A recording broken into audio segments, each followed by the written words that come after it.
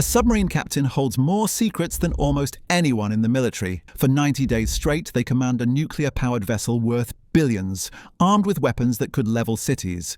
They live through near misses, reactor scares, and moments that would terrify their families.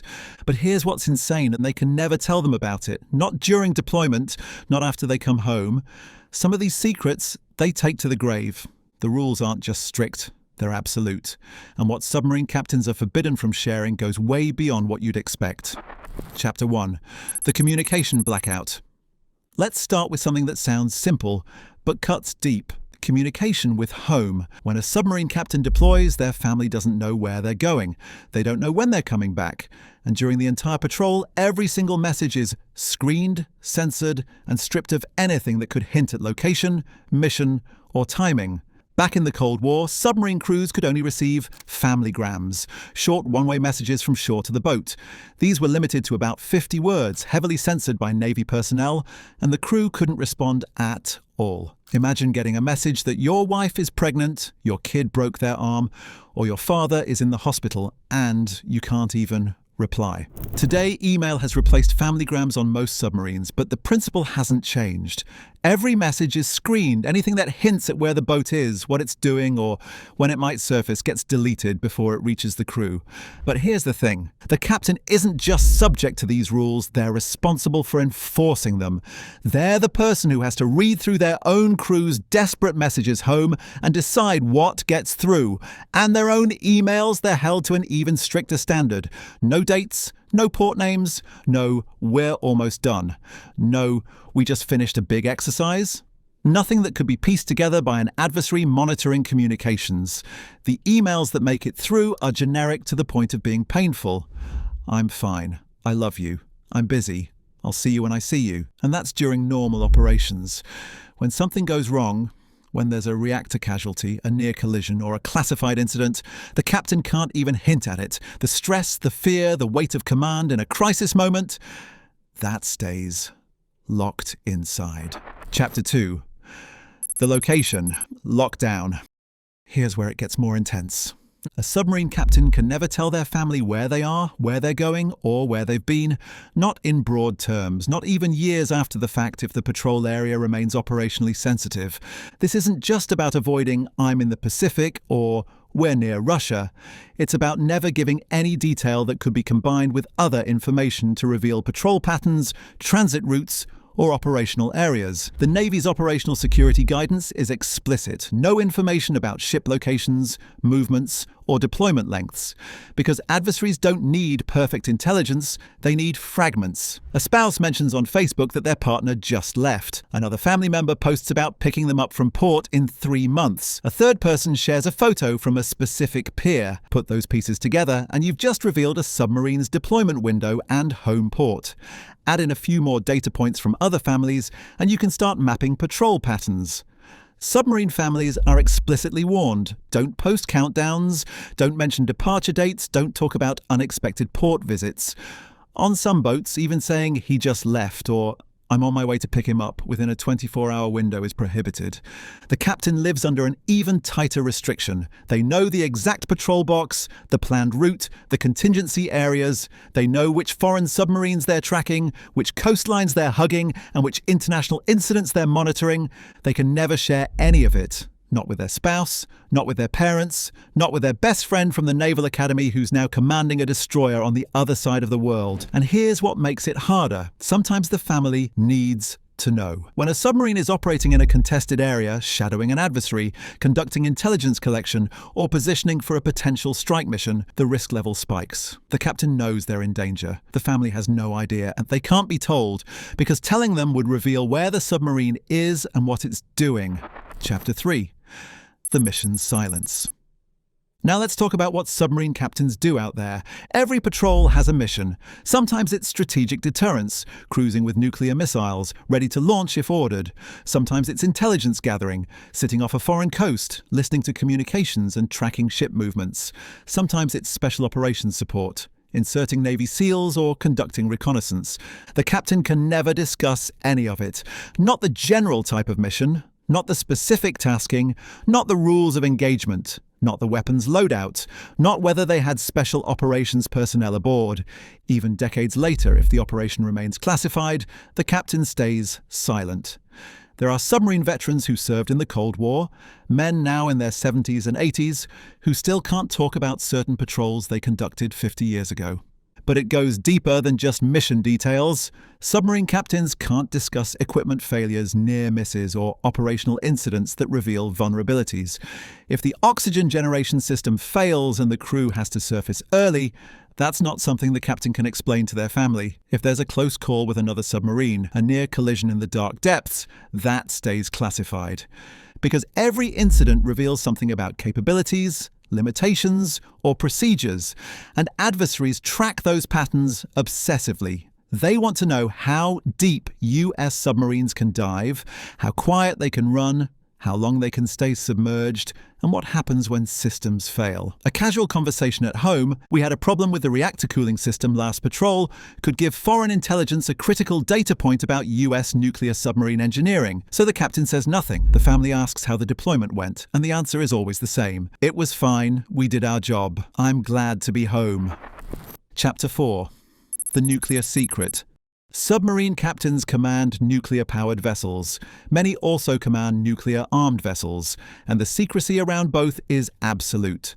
The Naval Nuclear Propulsion Program imposes lifetime non-disclosure obligations on everyone who works with naval reactors. Captains can't discuss technical details about the reactor plant, safety procedures, or emergency protocols. They can't talk about how close something came to a reactor trip, how a particular safety inspection went, or what happens during a nuclear drill. Even generic information about reactor operations is kept deliberately vague, so families don't inadvertently relay timing, frequency, or patterns to others. And for ballistic missile submarines, the boomers that carry nuclear weapons, the restrictions are even tighter. The captain can never discuss the exact number of missiles aboard, their configuration, their alert status, or the targeting concepts for a specific patrol. These submarines carry enough firepower to destroy entire nations. The captain holds launch codes and procedures that are among the most classified secrets in the US military. They train constantly for a mission they hope never comes, receiving an authenticated order to launch nuclear weapons. They can never talk about any of it. Not the drills, not the procedures, not the psychological weight of commanding a weapon system designed to end the world. Chapter 5. The Hidden Dangers. Here's something most people don't realize. Submarine operations are inherently dangerous, not just in wartime, all the time.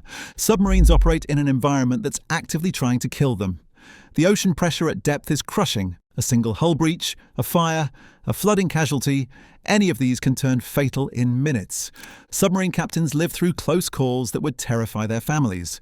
Near collisions with underwater mountains, emergency surfacing procedures, fires in the engine room, flooding in the torpedo room, reactor casualties that require immediate shutdown. They can't share any of it, not because it's classified in the traditional sense, but because discussing real-time operational risk would alarm families and potentially hint at where and what the submarine was doing.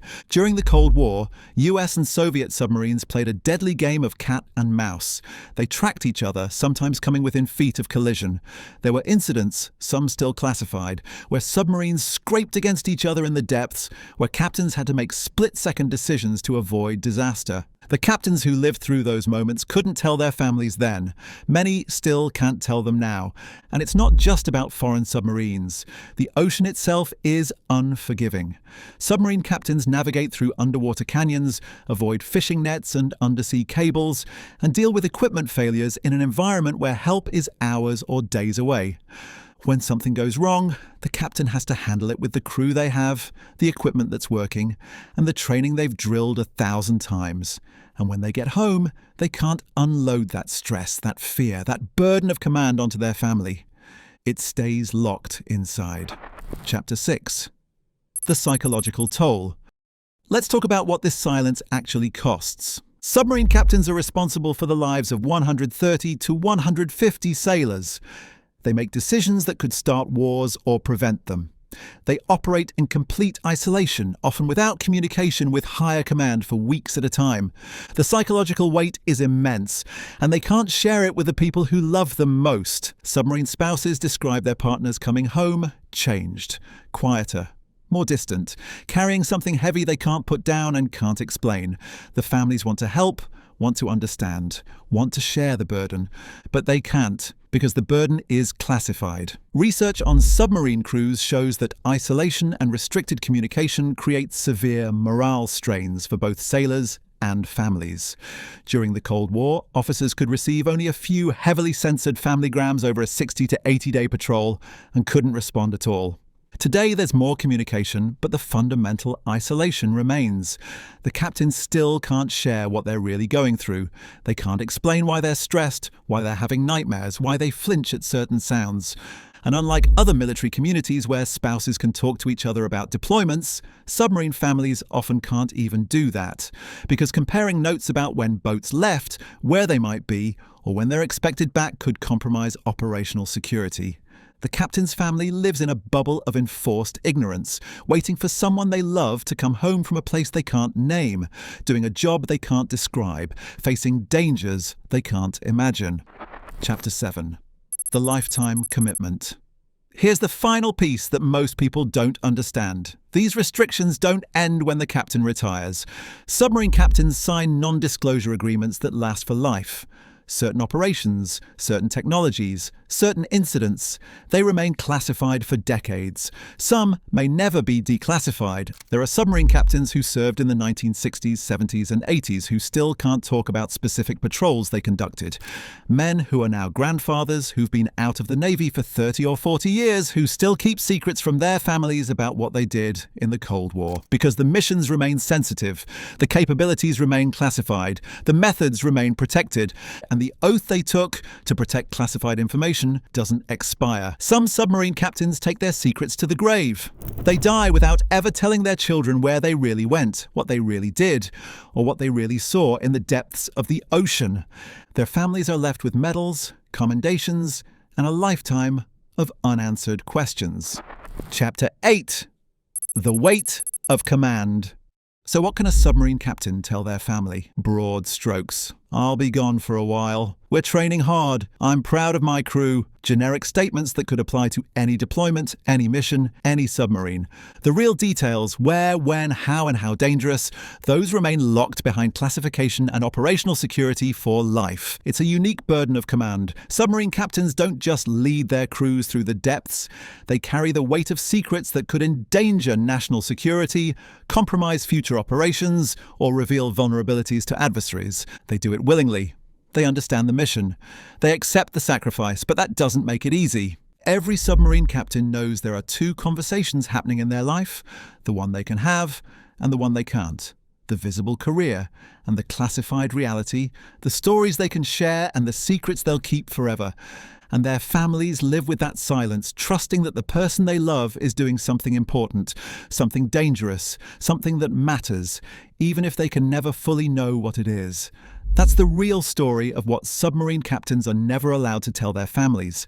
It's not just about specific secrets or classified missions. It's about a lifetime of silence, a career of unanswered questions, and a burden of command that extends far beyond the boat itself. The men and women who command submarines make sacrifices most of us can't imagine. They protect secrets we'll never know about. And they do it all while maintaining the trust of their families, even when they can't explain why that trust is necessary. We are committed to releasing 3 videos a week. Like, share, subscribe, and hit the bell icon for more Anchor Watch.